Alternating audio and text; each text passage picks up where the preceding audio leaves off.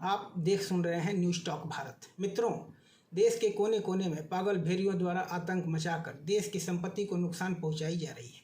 ये पागल भेड़िए शुक्र मनाएं, ये सनातनी हिंदुओं के देश में रह रहे हैं, जहां इन्हें हिंदुओं के हक मारकर विशेष सभी सुविधा सेकुलर सरकारों द्वारा उपलब्ध कराई जाती है और इन्हें स्पेशल प्रोटेक्शन प्राप्त है। अभी ये 20% हैं, तब ये देश को आतंक और अराजकता में झोंक रहे हैं। चीन को देखिए, अपने यहाँ उसके हजारों पत्थरबाजों के अड्डे तुड़वाकर उन अड्डों में शौचालय और मदिरालय खुलवा चुका है और आज भी खुलवा रहा है। चीन में नारा लगाने वालों को, नाम रटने वालों को, उसके नाम पर दंड बैठक करने वालों की पीठ चीन हंटरों से हरी कर देता है। यह खबरें पूरी दुनिया में बरसों से देखी सुनी और पढ़ी जा रही है। उसी चीन से 57 देश अरबों का व्यापार करते हैं। चीन के खिलाफ कुछ भी ये बोलने का साहस नहीं करते। उसी चीन से सऊदी अरब ने 2021 में लगभग 3,75,000 करोड़ रुपए का माल खरीदा है। और ये अरबी भेड़िए जब से देश के शासन सत्ता में मोदी सरकार आई है, अर्थात 16 मई 2014 के बाद से ही मुस्लिम ब्रदरहुड, ISI, अल-कायदा तथा तमाम मुस्लिम आतंकवादी संगठन का मोदी सरकार को हटाना ही एकमात्र लक्ष्य रहा है। यदि आपके देश में आपके देवताओं को बिना किसी कष्ट के आसानी से गाली दी जा सकती है, जबकि दूसरे समुदाय के साथ ऐसा करने पर आपको मार दिया जाता है, तो आप अपने ही देश में पहले से ही दोयम दर्जे के नागरिक हैं, चाहे जनगणना के आंकड़े कुछ भी कहें। शुक्रवार को दंड बैठक के साथ अड्डे पर पूजा करने के बाद वो अड्डे से बाहर निकलते ही हाथ में पत्थर, पेट्रोल बम, अब तेजाब की बोतल लेकर नाराए तकबीर अलापते हुए दौड़ते हैं। फिर पुलिस के लठ से पीठ और पिछवाड़ा लाल करा के कई दिन तक जेल की रोटी तोड़ते हैं।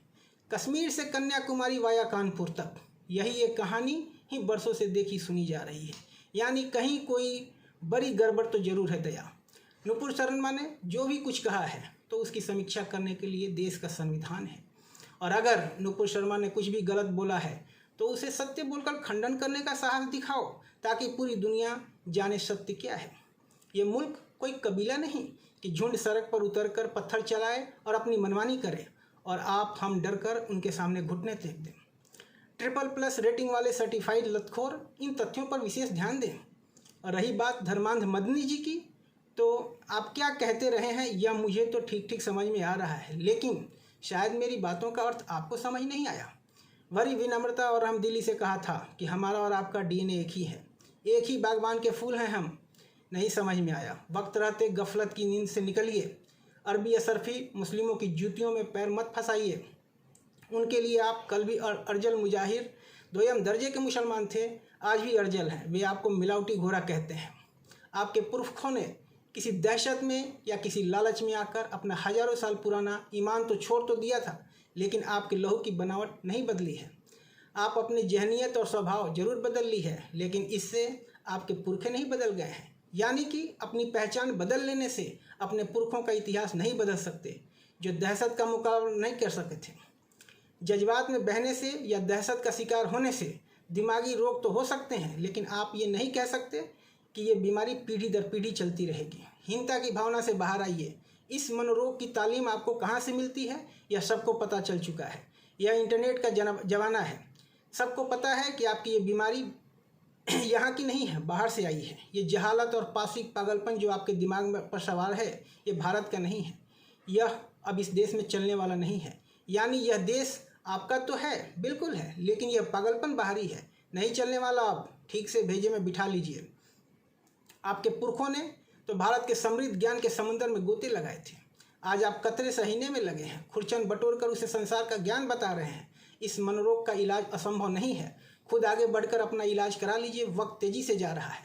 ये जो आप कह रहे हैं कि तुम्हें तकलीफ़ है हमसे, तो कहीं और चले जाओ यहाँ से। ये नारेबाजी और ये नाराए तकबीर का ये जो नई पीढ़ी आ रही है ना, इसने सब कुछ देख लिया है, समझ लिया है और अब किसी निष्कर्ष पे पहुँचने वाली है।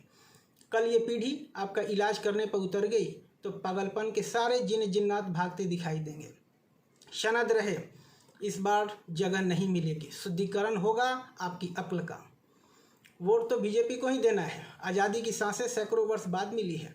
राष्ट्रवादियों को निकालना बीजेपी के लिए खून के आंसू है। मोदी योगी शाह की जोड़ी पर भरोसा कीजिए। 2035 तक ये धर्मांध देश भूखों मरेंगे। इसका बीज बोया जा चुका है। पेड़ उगने दीजिए।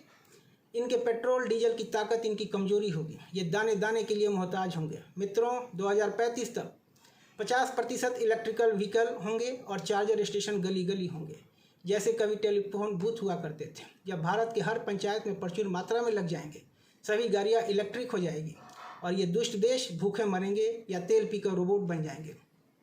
और जाते जाते मित्रों, टेंशन, डिप्रेशन और बेचैनी हम पर तभी हावी होती है जब हम श्री राम का नाम लेना भूल जाते हैं। इसलिए सुबह उठते ही सबसे पहला जय श्री राम का नारा लगाइए। आज इतना ही। सजग रहिए, सहज रहिए और सतर्क रहिए। जय हिंद, जय भारत।